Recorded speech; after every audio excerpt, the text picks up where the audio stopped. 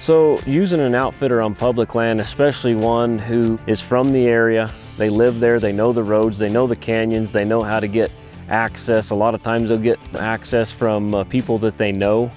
Having mules to be able to pack the elk out, knowing where the bulls are gonna go, where the elk tend to bed up, where they are first thing in the morning. So having that knowledge and the resource of being able to access certain pieces of private ground to get across to get to some public. There's a lot of benefits to using an outfitter. I mean, yeah, you can come out and do it on your own, but are you gonna know if you get an elk in a certain area, how you're gonna get it out of there, and or whenever you've seen a bull go over the hill, how do I get around to that side? You know, there's lots of things that we know, you know, being from the area, born and raised, and just pretty much know it, it's our backyard.